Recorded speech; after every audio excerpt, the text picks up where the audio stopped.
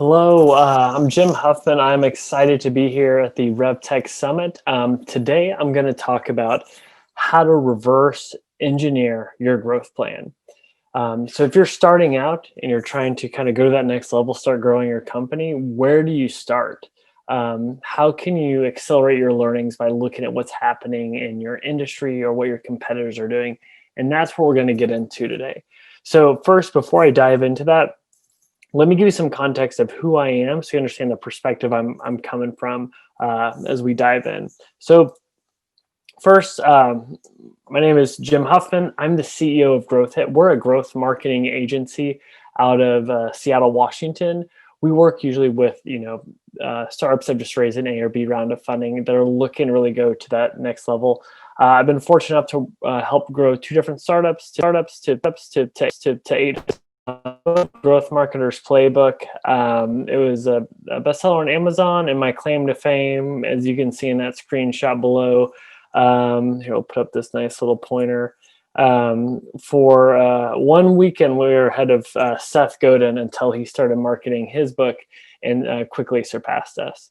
Also worked with a couple of venture capital firms, Techstars, Sephora Accelerators, Circle Up, and Messia Ventures, and kind of advise as a growth mentor. And then with our agency, GrowthHit, we specialize in being kind of your external growth team. So we do growth experiments like CRO, conversion rate optimization, social ads, retention marketing in the form of email marketing. Spent quite a bit on Facebook ads, like $4 million. We've helped generate over $250 million in sales from running on-site experiments, and we've worked with over 100 different companies. So we kind of sit in that sweet spot of strategy, analytics, and CRO. So I give you that background before I dive in. So whenever we take on a new project, a new client, we try and get up to speed as quickly as possible on the industry, what competitors are doing, so we can devise a strategy that's truly unique and authentic to the product and service they have and to the persona they're serving. So let's dive into that. Okay, so the question is how to reverse engineer your growth plan from your competitors. So let's talk about the 4 tools that we use to do this. So first one is called funnel teardowns.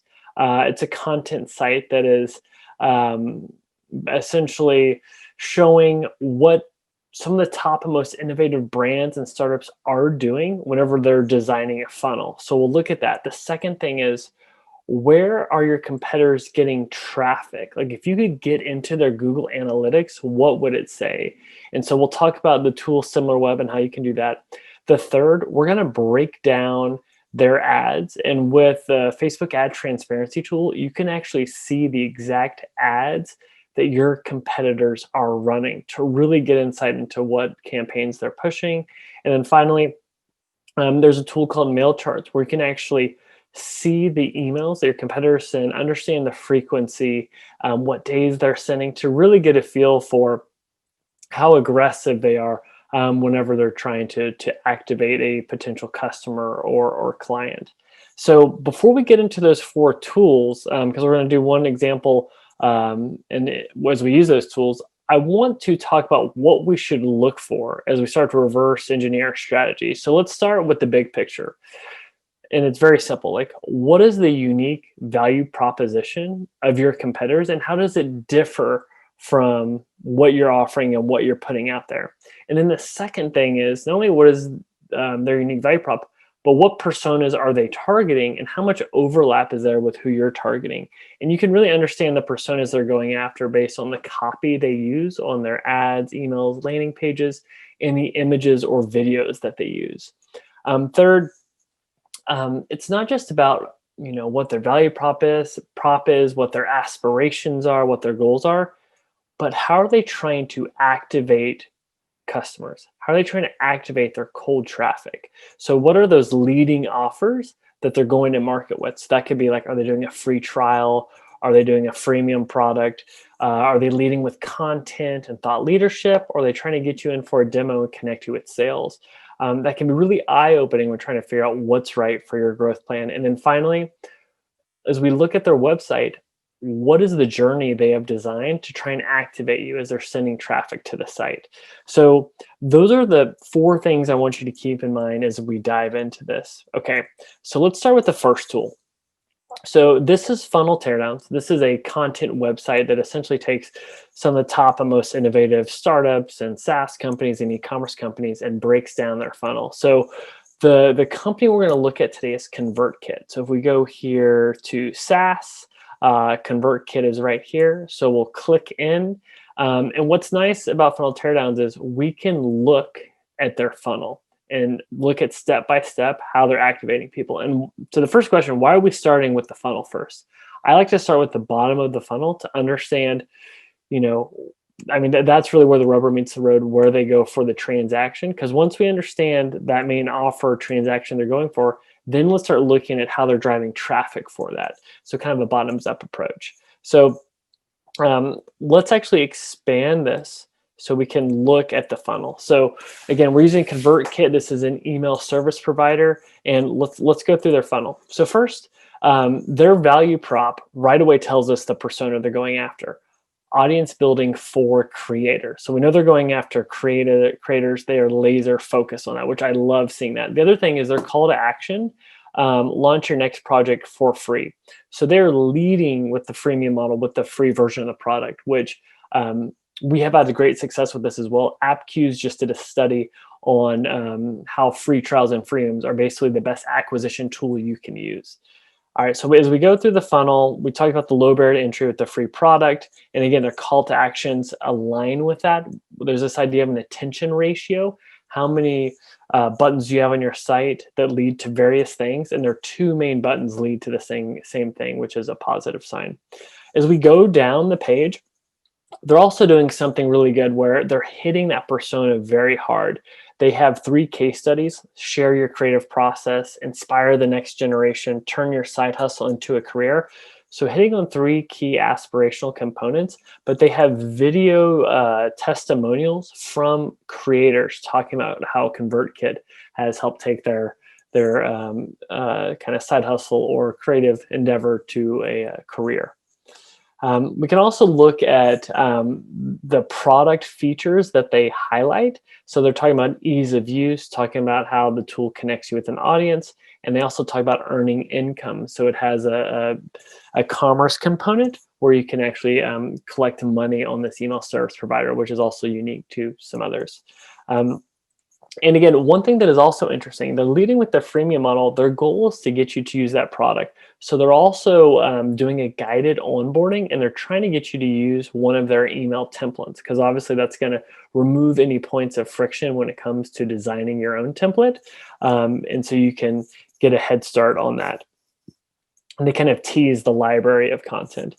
And the other thing is they really reinforce, especially on the pricing page, the free product that you get whenever you have up to 500 subscribers, and really pushing on the ease of use. What's also nice is they show you the calculator of, based on how many subscribers you have, how much it'll cost you.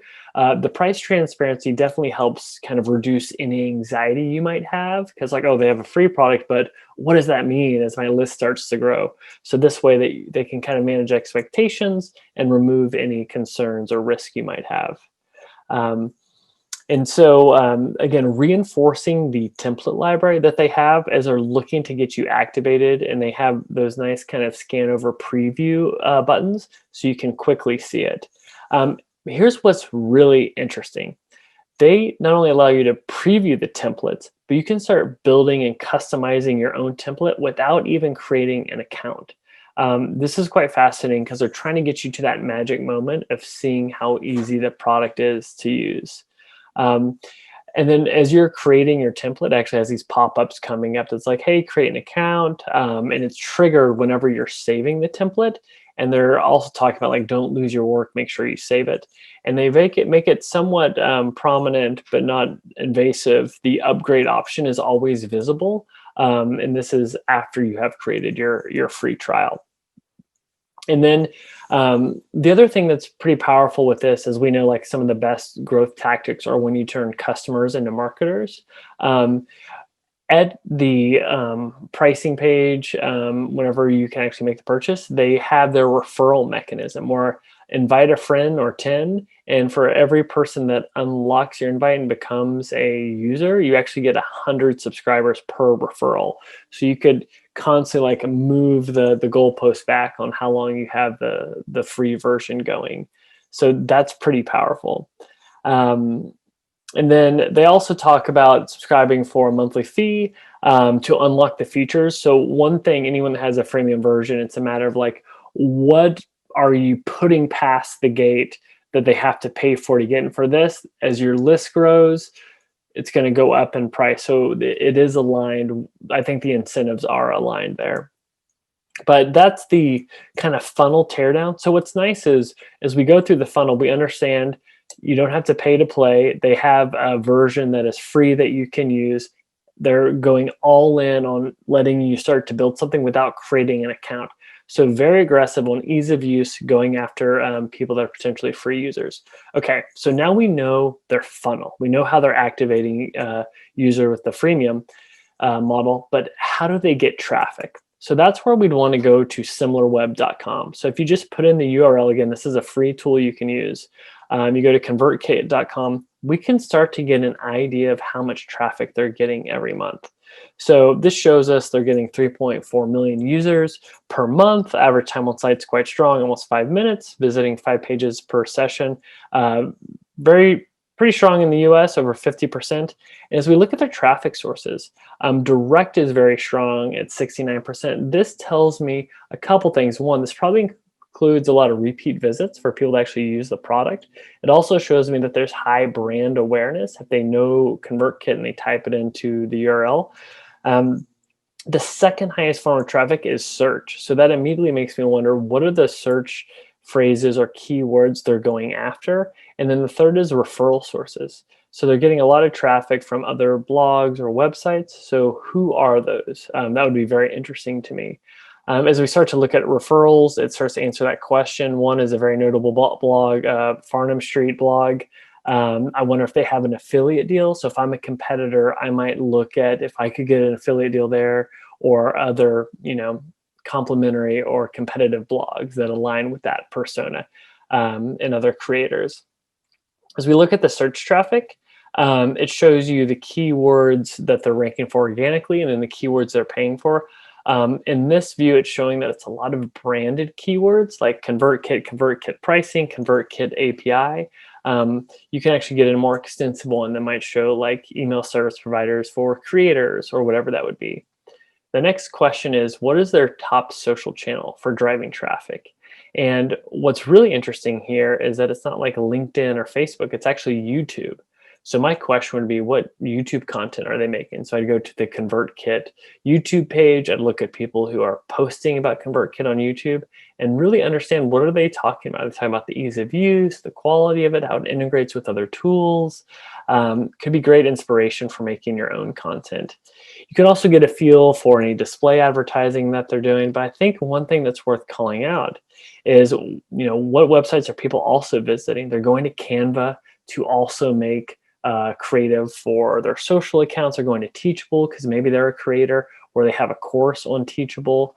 And then you can also see other competitive sites people are looking at or sites that are similar. So people are also going to Neil Patel's blog to maybe learn marketing tactics, going to Wistia to make video content. So this does a really good job of painting a picture of where traffic is coming from, free or paid, from referral sites. So if you're doing partnerships, if you're doing guest posts, this gives you basically a short list of where to potentially start. Okay, so the next question is, let's get into their ad strategy, and specifically paid social ads. What ads are they running? What are they promoting to try and activate potential customers? So if you go to the Facebook ad transparency tool, you can put in ConvertKit up here and it'll pull up their account. And if you go to all ads, it'll show you some of the most recent ads that they've been running. And so let's talk about what we want to look at here. So what are they really pushing? What images, what copy, what offers? And so this one's very aspirational. The future belongs to creators, hear their stories. So they're using testimonials. And again, they're laser focused on one clear persona. This one here is pretty interesting. They actually are doing this big kind of campaign where, um, yes, you can basically win $10,000. It's the Grow Your Audience Challenge. So pushing a giveaway again for creators, the value is $10,000. I'd be interested in, people that are commenting on this, what they say about it, what they don't like about it, what they do like about it. And again, they're pushing their giveaway offer here. So that could be inspiration for you to potentially do your own. They also have other content where they feature creators and pretty professionally done video testimonials that are pretty nice. So this helps you really understand how they're going to market. And they also are pushing the free product as well in some of the ads. Okay. And then the final tool I like to use is mail charts. So mail charts allows you to see the email newsletter and drip campaigns. And they actually did not have ConvertKit yet. They're just now starting to track it. But I thought I'd switch from B2B to a B2C example. So let's say we're a shoe brand or an athletic brand and we want to know, hey, what does Nike do with their email strategy? So if you put Nike in here, first you can see examples of their templates, some of their most recent emails. You can also get insights. How many emails do they send per week? And what's really interesting is it shows you on average how many of those emails include promotions or offers. So with Nike, it's around 24%.